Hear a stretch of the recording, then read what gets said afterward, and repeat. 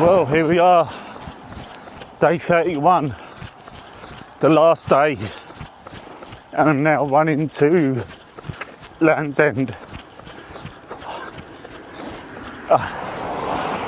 It's going to be an emotional, tiring, and just full of different thoughts this morning, but I'm a mile in and I'm meeting Dylan in another 3 miles, and then I think to get me through I'm just going to be breaking the journey up into either a couple of 4 mile stages depending on how I feel, and then 3 mile stages.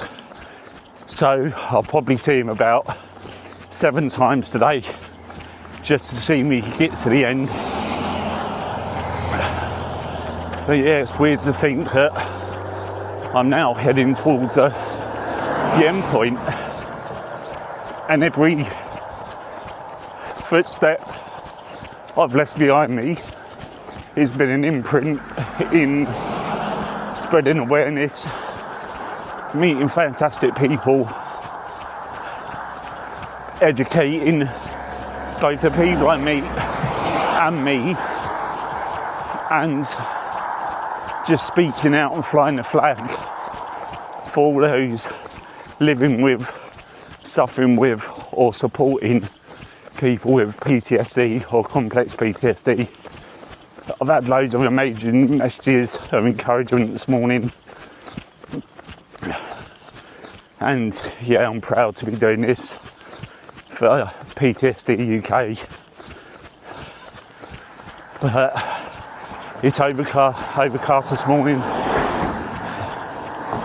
It was actually chilly when I started, and I'm not going to moan about that, but warmed up now, and it's predicted no rain today but overcast, and I think it's around 18, 19, so temperature should be quite nice.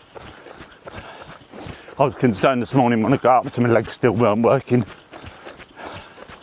so just had to warm up a bit, and then all they've got to do is do one step at a time in front of the other just to get me there.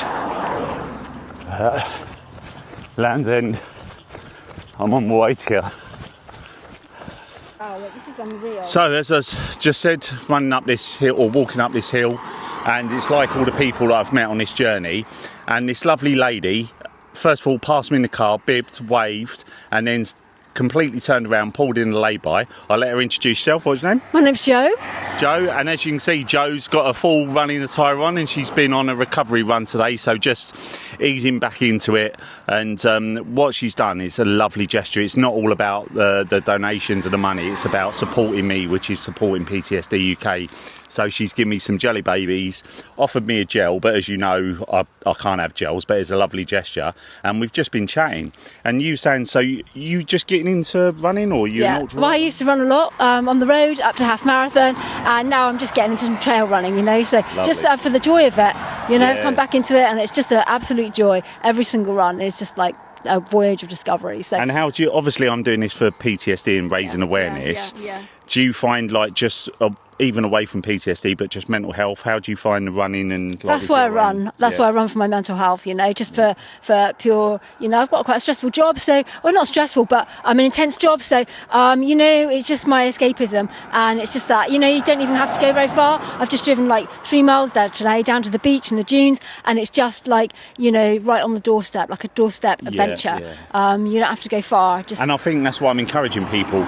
I think the word running scares the life out of people, but it's just about getting out, moving forward, whether it's a fast walk, a jog, a run, and it doesn't have to be a marathon, a half marathon, it just be a mile at a time. Exactly. So, yeah. But, bless you, it's people like you that I know you said that you haven't got anything to donate, but actually what you're donating is your time by stopping, and I'm going up this hill, but now you've pushed me on for the next couple of miles. So jelly babies. Jelly baby. Do you know what? And you've shared your tips from the top. I'm an insider knowledge. I've got some insider knowledge now, you know. Yeah, it's I was just saying about shreddies, square shreddies, because I get sick with it, and everyone that knows me knows that I bypass jelly babies because again they've been a bit, but my body at the moment doing this is craving sugar, so they taste lush, and hopefully they won't come back up the other way. But it's really nice. Shreddies. Yeah, but shreddies is the one because it's natural, and someone told me, and so not the ones with sugar on,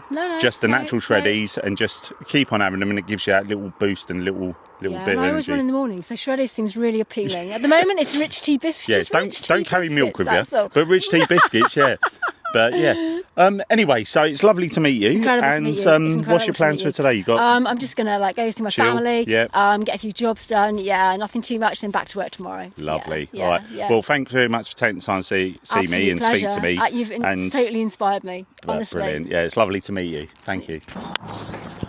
What an amazing young lady it was to not only give me encouragement to beep and cheer out the window, but then to go down the road.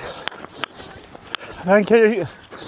To go down the road, turn around, come back and find me, pull into the lay-by, and then be panicking, searching for a car because she had no money to donate, and she was like, "What will you need?"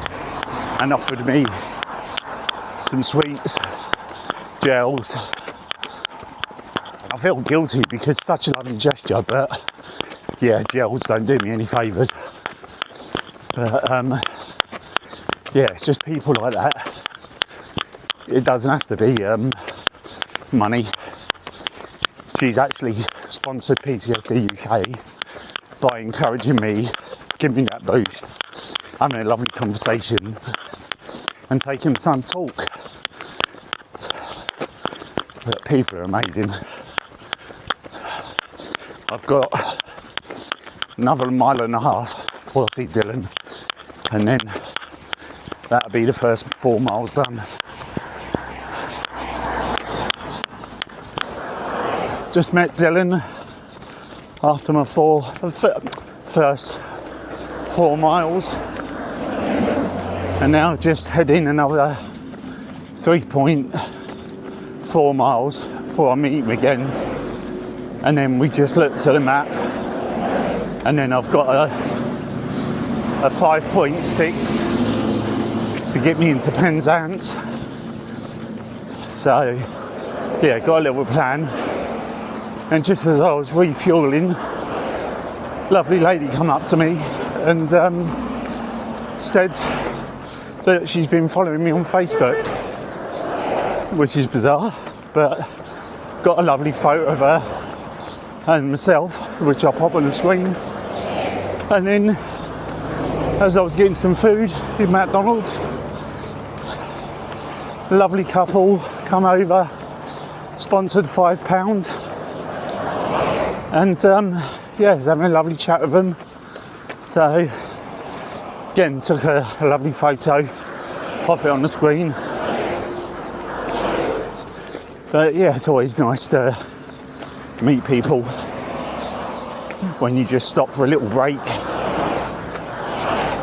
The sun's coming out again now.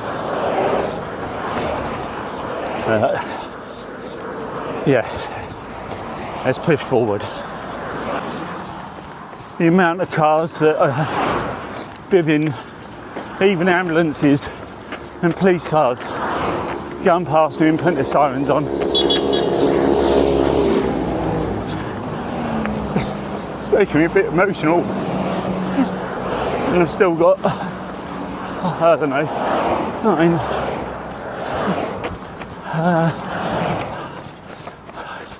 can't think, what have I got, 9, 11,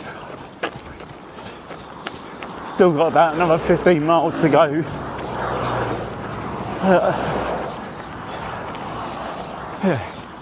Every step forward is a step closer.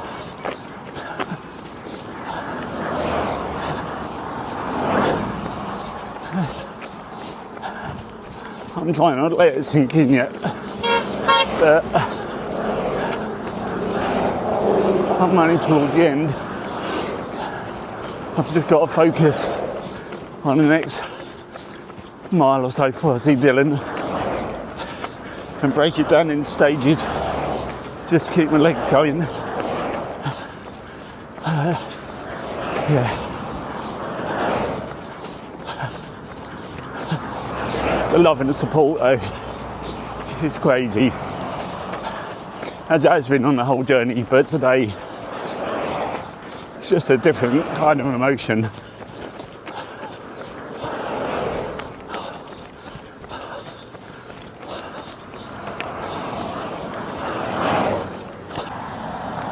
Well, I don't know what's going on with my legs, but I was saying about that was the longest stretch, and I've just met up with Dylan, yeah, and that was 5 miles in 56 minutes. I can't work out with my legs because they're numb and they just seem to be carrying my body. My body's just going along for the ride. But yeah, we just got to Penzance, so Dylan's parked up and we're just gonna walk, see if we can meet some people, and then after this stage we've got, what is it, 9 miles, isn't it? Something like that. 1% left of your journey. 1% left of my journey, how crazy is that? And so split it down, that's basically 3 park runs I've got left. And yeah, I literally don't know how I've got here. I think I'm more impressed with my legs. I keep looking down and wanted to give them a round of applause because I'm just a passenger at the moment and they're just, I don't know, I think they're a bit possessed. I reckon Dylan injected them something last night when I was sleeping. Yeah, here we are, Penzance. And what was weird was just as about 10 minutes or 5 minutes even before I saw Dylan, it was the first signpost I saw for Land's End. So I'm following the signs now for Land's End. Getting there. Just leaving Penzance and met a lovely couple. Me and Dylan walked into the high street. I just needed a sugary cup of tea and sat down, met a lovely couple who was just chatting to, and bless them, they already paid for our teas. So lovely. But yeah, now I've left Dylan. I'm seeing him 3 miles and then another 2.1 miles and then 4 miles. So can't believe I've only got 9 miles left. 3 park runs. Yeah, it's crazy. I'm just walking up this hill to save my legs without dying. And note to self, don't try and walk around a blind bend, cross over and get on the pavement. Yeah, just walking up this hill. And because of how I've been running at the moment, I can actually afford to walk for a little bit or go a bit slower. Otherwise, ironically, I know I said I'd get there at 4, I'll get there a bit too early. Yeah, still hasn't sunk in yet that after all that distance, I've got 9 miles left. Yeah. And do you know what? Reflecting back while I'm walking up this hill, I've talked about my PTSD a lot and about people I've met, but it's about the journey I've been on and what I've learned about myself. And you've heard me say that it's so hard for me to take positive feedback and compliments and, you know, people saying I must be proud. And I'm learning to accept that. I'm learning to sit, be uncomfortable but embrace it. and that actually acknowledge what I've achieved. Yes, I've had a lot of people around me supporting me, but something that started off with a little idea nearly 2 years ago, and now here I am 31 days later covering the last 9 miles. And I remember my counsellor said to me a little while back, you need to have a purpose that's not linked with anyone else, just for you. And I couldn't answer it because it just felt uncomfortable, because I don't like focusing on myself. And through this journey, my purpose now, looking back, is I just want to help make a difference. I want to just do stuff like this and be that voice, because I know some people might say, well, that's not for yourself, but it is. I've got so much growth with my own mental health and my PTSD by doing this, more than I ever did. Like, just trying to focus on myself and attend counselling, stuff like that. It's all important, it all helps, but they're only there to guide you. And